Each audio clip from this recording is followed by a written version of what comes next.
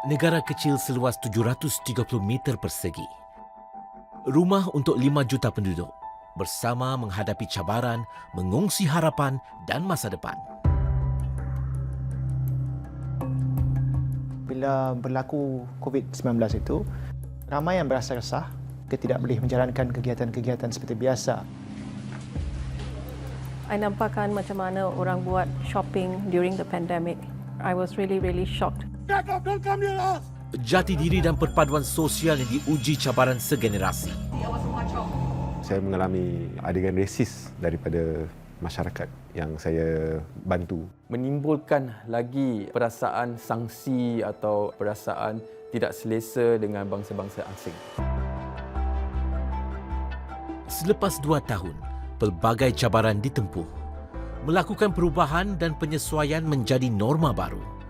Dari cabaran yang dilalui, apakah terbentuk kekuatan baru seperti sifat keihsanan, lebih berdaya tahan dan berani melakukan sesuatu yang di luar kebiasaan. Apa bab seterusnya cerita kita? Cerita Singapura dalam menempuh era baru.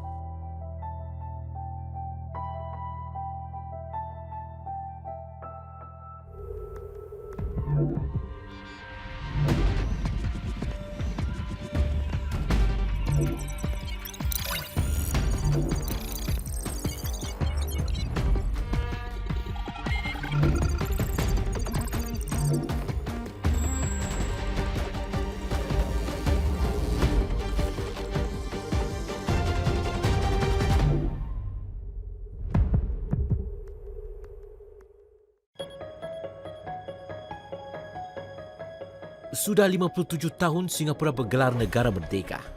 Membangun dengan pantas, melonjak menjadi negara taraf pertama dalam segenerasi. Kerencaman penduduknya dari segi bangsa dan agama dijadikan kekuatan membina negara yang mengagumkan dunia. Namun dalam sekelip mata, tular wabak baru yang mengoncang negara ini hingga ke dasarnya.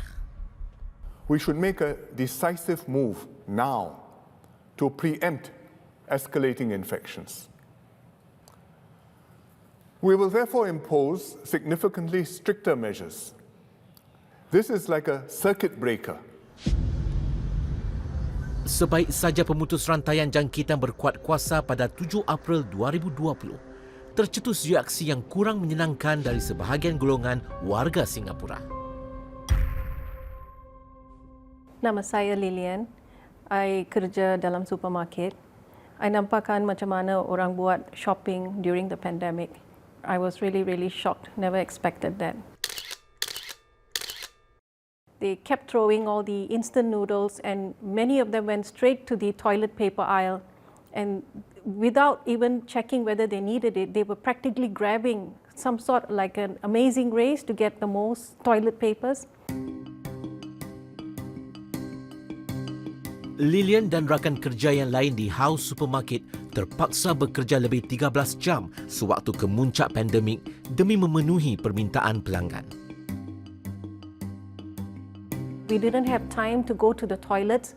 Even if we quickly removed our mask quickly and had a sip of water, hurry up, faster, lekaslah. No, I have to go home kind of thing. So it was very hurtful.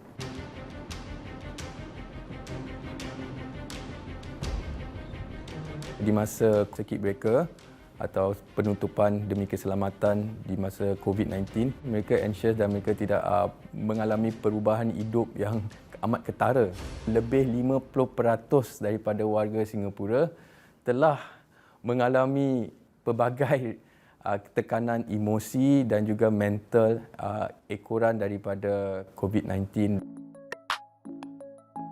Pada awal penularan COVID, seakan tercetus tindakan yang mementingkan diri sendiri. Mentaliti kiasu yang memang sebati dengan identiti masyarakat Singapura memuncak. Ini adalah reaksi awalnya, tapi saya fikir pada waktu tersebut kita sudah sedang belajar apakah yang boleh dilakukan, apakah kesudahannya dan apakah implikasi jika kita meneruskan kegiatan seperti biasa. Sukar untuk melenyapkan sifat kiasu ini. kerana di satu sudut lain, ia turut berperanan dalam membentuk kekuatan masyarakat Singapura. Ada juga aspek-aspek positif yang kita boleh dapat daripada sikap tersebut. Ya. Bagaimana kita mempersiapkan diri kita, bagaimana kita sentiasa harus lebih ke hadapan ya, berbandingkan dengan masyarakat-masyarakat lain. Ya. Dan kita lihat dari sudut kemahiran, dari sudut pendidikan dan sebagainya. Mengimbangi di antara keperluan individu, masyarakat dan negara ialah sesuatu yang kritikal kepada Singapura. Apatah lagi penduduk negara ini berbilang bangsa dan agama. Keharmonian kaum juga seakan tercabar bila COVID melanda. Nama saya Sudirman bin Osman. Saya seorang registered nurse di Singapura ni. Semasa pandemik, saya mengalami adegan resis daripada masyarakat yang saya bantu. Seorang lelaki separuh umur yang berbangsa lain, bukan bangsa Melayu, mendekati saya di booth saya tu untuk mendapatkan suntikan.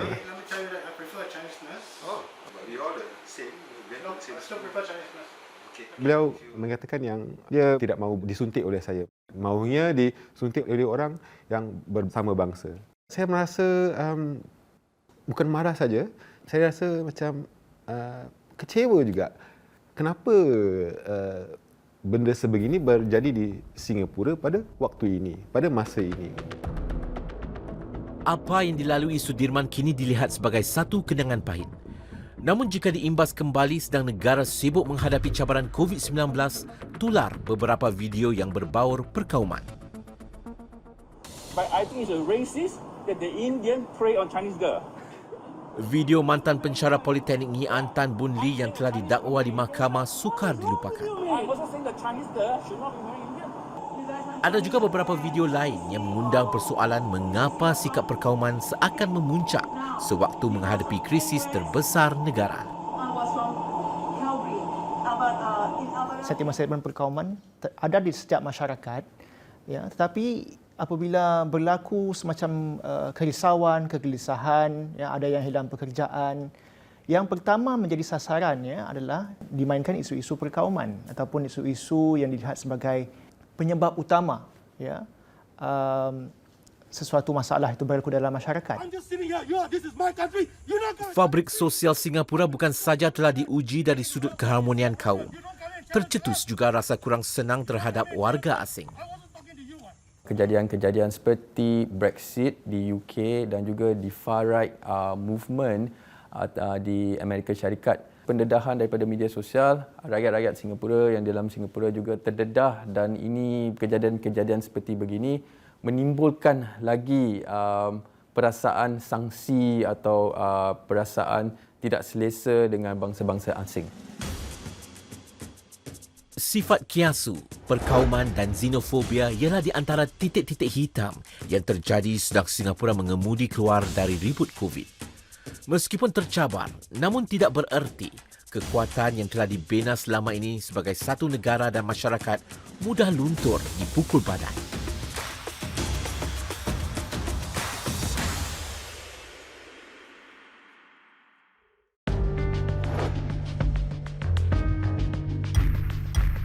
Dahulu tertutup, kini sudah terbuka. Kehidupan yang dahulu tersekat kini sudah kembali rancak. Cik Farida, seorang penjajah, dapat melihat perubahan dalam suasana ini. Semasa lockdown memang menjejas perniagaan kami pasal pelanggan tidak datang. Yalah, semasa lockdown kita jual dalam 10 pinggan gitu. Sebelum lockdown, pelanggan kurang dan cara perniagaan juga berbeza. COVID telah memacu satu revolusi yang menjejas semua. Bila budak-budak sekolah datang ke kedai, mereka tanya boleh tak gunakan nets. Berlakunya revolusi dan tangkas mendakap perubahan ialah kesan terbesar COVID ke atas masyarakat. Ini hanya boleh berlaku kerana rakyat Singapura pantas menerima seruan untuk divaksinasi. Menerima suntikan vaksin dan dos perangsang rancak berjalan. Malah warga emas yang sukar bergerak, mereka menerima suntikan dari rumah. Encik Ahmad Rani ialah di antara mereka yang mendapatkan vaksin di rumah. Sejak 7 tahun yang lalu, dia terlantar akibat angin ahmar. Kebimbangan saya kalau bagusnya divaksin kerana apa? Kita tak tahu keselamatan masing-masing. Antara dia ataupun kita. Kalau antara kita yang kena, kita bawa kan dia akan jangkit. Sifat ingin saling melindungi serta membantu golongan yang memerlukan sokongan mendakap perubahan jelas kelihatan sedang Singapura sebagai satu negara mengemudi keluar dari bayangan COVID. Vaksinasi dan revolusi teknologi ialah dua kesan terbesar yang melanda penduduk pulau ini. Ini mendorong beberapa individu untuk bertindak menghulurkan bantuan. Dua mahasiswa sedang menggerakkan inisiatif sendiri dipanggil Tech Do Good. Sekurang-kurangnya kami sudah berikan 500 laptop kepada 300 keluarga atau 300 penerima. Afiq ialah pengasas Tech Do Good. Dia sedar dengan berlakunya revolusi teknologi digital, ia menjejah semua. Baik tua atau muda, tiada siapa terselamat. Bagi yang tua seperti Cik Farida, dia terpaksa juga mula mengenali dunia online. Kita terpaksa bertukar pada secara online dan saya terpaksa belajarlah. Kalau tidak, teruklah kita tak boleh teruskan perniagaan kita kan. Saya cuba tengok dalam Google lah, dalam video ke apa kan. Cara-cara menggunakan ni lah, cara ni. Dan anak saya pun ada ajar jugalah. Jadi dari situ saya dapat pengetahuan ni. Sudah 30 tahun Cik Raja Farida Raja Harun berniaga di gerai ini yang terletak di Teck Whye Lane. Sebelum pandemik melanda, tidak pernah terlintas di fikirannya beliau akan berurus niaga tanpa menggunakan wang tunai. COVID mengubah segalanya. Lebih mudahlah. Kalau dulu kita terpaksa mengira duit berapa yang kita dapat dan pergi ke bank untuk menyimpannya kan. Secara digital ni kita tak payah. Semua dia dalam dia punya akaun semua dah masuk lah. Jadi kita cuma periksa cek aja. Saya bayar pakai... Boleh. Okay, saya scan Revolusi teknologi digital telah dipercepatkan. Semua urusan kini bersifat digital. Bagi yang tua, mereka mendakap perubahan. Bagi yang muda, cara mereka bersekolah dan dididik juga terpaksa didigitalkan. Begitu juga dengan para pekerja. Digital bukan norma baru, ia tuntutan masa depan. Maka itu Afiq sedar golongan yang memerlukan perlu dibantu agar tidak tertinggal arus digital ini. Contohnya bila kami sedang menjalankan kerja komuniti di kawasan Queenstown, kami mendapati bahawa secara purata satu keluarga berkongsi satu laptop di antara 4 daripada mereka. Jadi Faizal, minggu ni kita ada berapa orang yang derma laptop? Kalau dulu Afiq dan tunangnya hanya membantu keluarga yang memerlukan di flat-flat sewa di kawasan Queenstown, usaha Tech Do Good kini diluaskan lagi. Hello. Hai. Hai Damia. Ia merangkumi seluruh Singapura termasuk penduduk yang tinggal di flat lebih besar dan bukan saja flat sewa. Okey, terima kasih Afiq. Sama-sama. Thank you to Uncle. Tech Do Good akan sentiasa dan teruskan menyediakan laptop untuk penerima. Kami berhasrat untuk menganjurkan dan menjalankan kelas pengekodan atau coding classes dan cara menggunakan komputer. Saling menyokong dan membantu. Naratif itu memang senantiasa ada dalam cerita Singapura. Namun perbezaannya, naratif itu telah diperkukuh sewaktu COVID datang melanda. Bantuan ini bukan hanya meliputi rakyat Singapura, malah pekerja hijrahan turut dibantu. Salah satu kejadian positif yang kita dapat lihat yang timbul daripada COVID-19 atau pandemik COVID-19 ini adalah gejala umum ini, gejala sosial ini telah menunjukkan bahawa untuk seorang individu itu atau masyarakat untuk bangkit dengan secara positif, bangkit dengan berjaya di dalam peluang ini, kita harus bersepadu. Kita tidak boleh melakukannya dengan cara sendirian. Dalam perjalanan ke UFS Kitchen, di mana Haji Johari menyiapkan makanan untuk kami untuk diberikan pada pekerja-pekerja Malaysia dan keluarga-keluarga yang memerlukan. Kumpulan ini menggelarkan diri mereka 642 Lockdown. Ia diasaskan oleh Ghifari Razib dengan matlamat memberi makanan kepada para pekerja Malaysia. Apabila Malaysia memulakan PKP di mana mereka tak boleh ke sini dan yang mereka bekerja sini tidak pulang, kami berbual dengan rakan-rakan berbual, kalau mereka tak ada tempat tinggal, makan macam mana? Namun para pekerja asing bukan hanya memerlukan bantuan makanan. Ini mendorong sekumpulan rakyat Singapura memulakan talian bantuan bernama Here With You. Selepas circuit breaker dan selepas mereka semakin ramai yang di kuarantin, pergerakan mereka semakin terhad.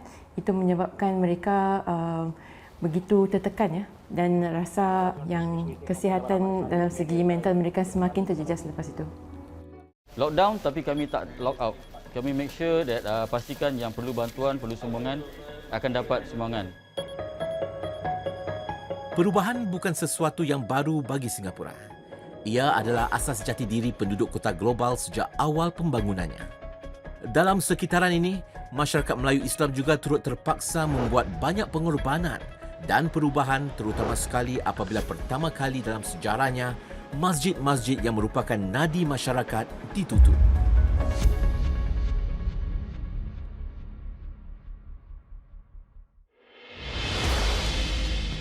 Tidak pernah dalam sejarah Singapura perbatasan ditutup. Hubungan sosial sesama manusia terhenti. Itulah cabaran yang terpaksa dihadapi. Bagi masyarakat Melayu di mana kehidupan sosialnya kuat berasaskan keluarga serta sanak saudara, ini bukan sesuatu yang mudah.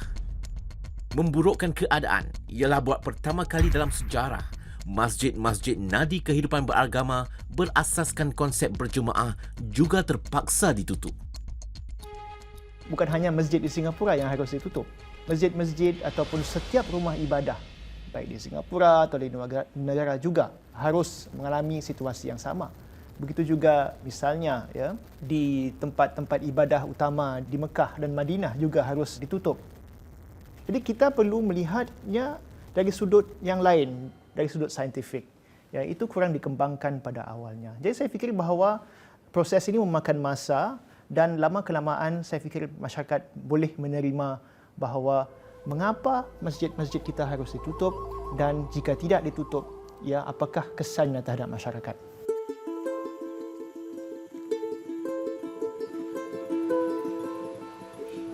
Muhammad Amin Abdul Latif sudah menjadi orang kuat masjid sejak 60 tahun lalu. Dari zaman kanak-kanak hinggalah memikul tugas sebagai pengerusi masjid secara sukarela sejak 12 tahun yang lalu. Dia sendiri tidak pernah melalui penutupan masjid. Banyak perkara-perkara yang menjadi memori pada saya semasa lockdown ni, yang ini masa COVID. Tapi ada beberapa perkara yang begitu sangat menyentuhkan hati saya. Di antara tuduhan yang begitu menyedihkan saya bila kata dia saya orang Yahudi, ya, kerana tidak dapat memahami sebenarnya apa yang Islam mau. Walau dia begitu menggeris hati saya sebagai pengerusi, itu di antara yang begitu menjadi ingatan kepada saya hingga ke hari ini. Meskipun dilemparkan dengan kata-kata kesat, namun orang lama di Masjid Pertempatan Melayu Sembawang ini tidak putus asa. Dia sedar penyesuaian perlu dilakukan demi kesejahteraan bersama. Saya rasa kalau saya tidak menggunakan hati saya, nanti jawatan kesehatan pun juga akan rasa kecewa dan patah hati untuk memperjuangkan kebenaran kenapa kita buat perkara ini sebenarnya. 13 Mac 2020, itulah yang akan termaktub dalam sejarah sebagai hari semua masjid Singapura ditutup. Saya menyuruh sokongan daripada masyarakat dan juga pemimpin-pemimpin masyarakat kita supaya kita menjadi masyarakat contoh di mana kita menjalankan tanggungjawab agama kita secara rasional. Pada 7 April 2020, circuit breaker dikuatkuasakan. 17 hari kemudian, masyarakat Islam memulakan Ramadan dalam lockdown. Cabaran yang perlu ditangani datang bertindih. Tiada solat berjemaah, tiada iftar, tiada tarawih. Sekatan terhadap aktiviti beragama telah berlangsung hampir 2 tahun lebih sebelum keadaan semakin membaik kebelakangan ini. Sedang warga Singapura bangkit selepas pandemik, Haji Amin juga berharap masjid kesayangannya akan kembali menjadi tumpuan seperti dahulu kala. Keranjakan masjid ini tidaklah seperti sebelum COVID dulu. Malam ada memang ada ini tahlil dan sebagainya. Oleh kerana kita dah berhentikan dari masa yang panjang, jadi perasaan itu dan kebiasaan dah tidak ada lagi pada diorang. Jadi sekarang tanggungjawab masjid untuk membawa diorang balik sini supaya masjid ini menjadi rancak seperti sebelum adanya COVID dulu. Itu sepatutnya kita sekarang ini. Kemampuan untuk berkorban, bertindak, berubah serta mendakap pendigitalan itulah yang berlaku di masjid-masjid kita. Ia membuktikan kemampuan masyarakat Melayu Islam untuk bersama berganding bahu dengan arus nasional mengharungi cabaran segenerasi dan keluar daripadanya dengan memiliki kekuatan baru. Saya fikir bahawa kita perlu terus bersedia untuk cuba menyesuaikan kehidupan sosio-agama kita, masyarakat kita tentang cabaran-cabaran yang bakal menanti. Saya fikir kita boleh berbangga, kita boleh berbesar hati dengan reaksi, tetapi ini masih dalam rangka pertengahan. Ya, kita belum sampai ke garisan penamat dan masih ada cabaran-cabaran yang menanti. Masyarakat Melayu Islam, anda telah membuat beberapa pengorbanan dan penyesuaian yang besar. Pada awal penularan COVID memang muncul ciri-ciri negatif dalam masyarakat. Namun itu tidak mendefinisikan negara ini dan rakyatnya. Singapura secara kolektif telah mampu bangkit dan keluar dari bayangan COVID kerana penduduknya tabah dan tangkas membuat penyesuaian. Itulah DNA sebenar negara ini yang sudah wujud sejak awal pembangunannya. Ia akan memaksa masyarakat kita untuk membuat penyesuaian dan juga persediaan. Apabila kita berfikiran secara demikian, kita akan terus berwaspada dan berjaga-jaga, memikir ulang ya, apakah skills ya ataupun pendidikan kita yang sedia ada ini cukup untuk kita harungi cabaran-cabaran di masa depan. Apabila kita berfikir sedemikian, kita akan seringkali berusaha untuk meningkatkan diri kita. Saya fikir itu adalah cara bagaimana kita harus lihat ke masa depan. Cabaran COVID telah mampu diharungi bersama. Namun sedang Singapura mendakap masa depan, masyarakatnya akan berdepan dengan tekanan-tekanan baru yang akan mencabar keutuhan dan perpaduan masyarakatnya. Dengan berbekalkan kekuatan bersama yang diraih semasa menempuh penularan COVID-19, diharapkan negara ini akan menjadi lebih matang dan berada dalam kedudukan yang lebih baik menempuh apa jua aral yang melintang.